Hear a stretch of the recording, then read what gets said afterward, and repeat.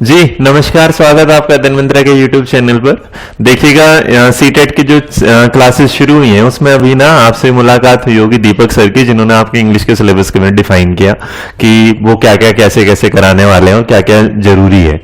तो उसी सिलसिले को शुरू करते हुए मैं आज शुरू करता हूं, जिसमें आपकी शुरुआत होनी है क्लासेस को लेके किसमें, इंग्लिश पेडागोजी। लेकिन इस इंग्लिश पेडागोजी को कैसे शुरू करेंगे, क्या इसका सिलेबस है और क्या सिलेबस से ही सवाल आते हैं ये सिलेबस से बाहर से, जैसे कि इसका सिनेरियो तो आप सबसे अच्छा देख ही चुके होंगे किसमें, 2018 के पेपर में, कि कितना क्या आपने पढ़ा था और कितना क्या हमने पढ़ाया था, कितना हमने पढ़ाया वो गलत हुआ और कितना सही हुआ। लेकिन अब क्योंकि सवालों के आंसर बदले नहीं है तो इसका मतलब मजबूरी में आपको वही चीजें करानी पड़ेंगी जो किताबों ने सीबीएसई ने इस बार दिया था। हमने कहा था लास्ट टाइम भी कि कहीं ना कहीं ऐसा ना हो कि हम उसी को ही पढ़ाना शुरू कर दें, क्योंकि क्लैरिफिकेशन तो आपको पता है कुछ भी मिली नहीं। लेकिन अब इंग्लिश पेडागोजी में करना क्या क्या है, कैसे, मतलब दिक्कतें ये नहीं है कि आप करेंगे कैसे, दिक्कतें ये वाली बात की है कि अपने पास ना जो 15 मार्क्स हैं इंग्लिश पेडागोजी के, वो इंग्लिश पेडागोजी के 15 मार्क्स अपने उसमें से कैसे कैसे हम एटलीस्ट इतना हो जाए कि हमारे पास 12 to 13 मार्क्स तो क्या है आ जाए। क्योंकि कंटेंट वाला तो पार्ट बच्चा ऐसा है कि आपको ना पूरी मेहनत करेंगे, पैराग्राफ पोइट्री उसमें आपको ही पता है कितनी चीजें बनती है कितनी नहीं, और ग्रामर भी कितना काम आएगा। तो इस चीज को शुरू करने से पहले ना एक बार हल्का सा मैं डिस्कशन कर लेता हूं उस चीज पे जो आपका किस चीज का है, कि इंग्लिश का सिलेबस अकॉर्डिंग टू सीटेट और सीबीएसई क्या है। चलिए एक बार देख लेते हैं, आपके स्क्रीन पे सिलेबस आएगा ये। तो इसमें जो कहता है पेडागोजी ऑफ लैंग्वेज डेवलपमेंट, पहला चैप्टर आता है आपका किसका, लैंग्वेज एंड एक्विजिशन। तो लैंग्वेज एक्विजिशन इस पार्ट का पहला सबसे जरूरी टॉपिक होगा।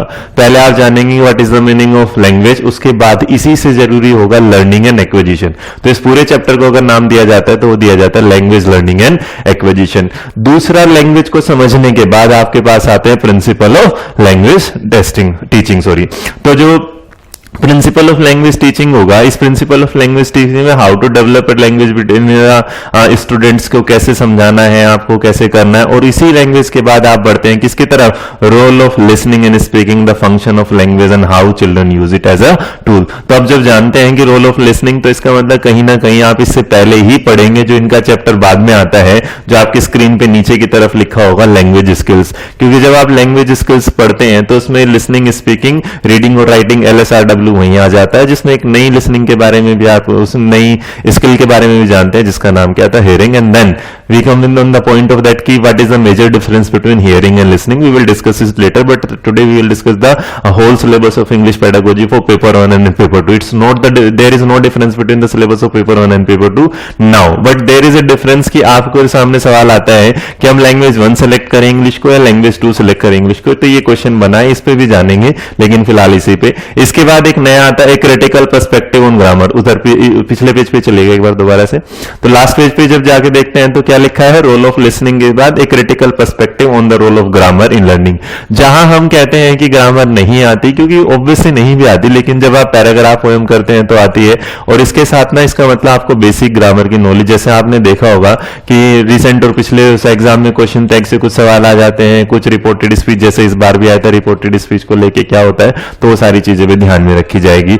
और आखिर आता है challenge of teaching language in a diverse classroom. हाँ, क्योंकि डाइवर्सिटी मिलेगी क्लास में, आप उसके साथ चैलेंजेस कैसे कैसे आप बच्चों को पढ़ाएंगे, जिसमें हम कुछ डिस्कस करेंगे डिसेबिलिटीज के बारे में भी, ये भी। इसके बाद एक बार नेक्स्ट पेज पे चल के देखते हैं क्या है। तो लैंग्वेज स्किल्स में इवेल्युएटिंग लैंग्वेज कॉम्प्रिहेंशन, इसका मतलब जो कॉम्प्रिहेंशन के बारे में हम बात करते हैं एक तो वो भी, और उसके साथ साथ रोल जैसे स्पीकिंग का, लिसनिंग का, रीडिंग का, राइटिंग का क्या होगा। तो जो लैंग्वेज स्किल का टॉपिक पढ़ते हैं उसी में ही। और टीचिंग लर्निंग मटेरियल्स के साथ जो आता है उसमें आप अपने टीचिंग एड्स के बारे में जानते ही हैं। टेक्स्ट बुक से क्या है, मल्टीमीडिया मटेरियल क्या है, जो आईसीटी से क्या चीजें होंगी, मल्टीलिंगुअल रिसोर्सेज क्या होंगे, और रिमेडियल टीचिंग, और इसके साथ क्या डायग्नोस्टिक। देखिए नॉर्मली अगर मैं बात करूं तो सिर्फ ये 7 चैप्टर्स आपको दिखाई देंगे, बट सीटेट का पेडागोजी कभी भी इनमें से अगर आप देखेंगे तो इन 7 चैप्टर में से ना मुश्किल से जो मार्क्स आते हैं वो कितने आते हैं, 3 to 4। इसका मतलब वो वाले चैप्टर जैसे हम जानते हैं कि लेक्सिकल वर्ड आएंगे, कोएसिव वर्ड्स आएंगे, उसके बाद आप जानेंगे तो कॉम्प्रिहेंशन से रिलेटेड जो है वो है, स्कीमा से रिलेटेड क्या कोई सवाल आ सकता है, मोटिवेशन से रिलेटेड कुछ सवाल आ सकते हैं। तो इसका मतलब टीचिंग की जो इंग्लिश पेडागोजी है वो थोड़ी से क्या है, वाइड एरिया है, जिसे हम अच्छे से कवर करके चलेंगे।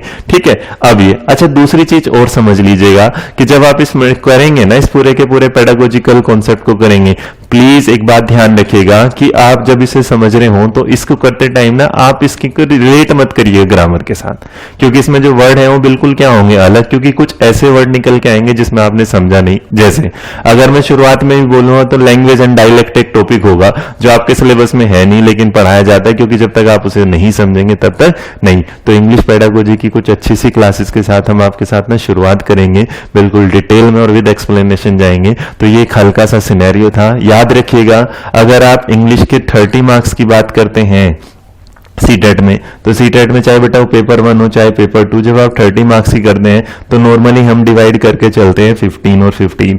बट ये 15 ना जो कॉम्प्रिहेंशन वाले आते हैं और पोइट्री वाले आते हैं और ये पेडागोजी वाले, तो हमारा फोकस हमेशा बस ये रहेगा कि किसी भी तरीके से हम इस 30 मार्क्स को ना 20 से 25 की रेंज में लेके आए। बेहतर होगा अच्छे से सीखेंगे तो शायद 30 भी हो जाए, तो बनेंगे। इसके साथ ही हम कुछ नए चैप्टर की शुरुआत करेंगे। ये एक हल्का सा सिलेबस था।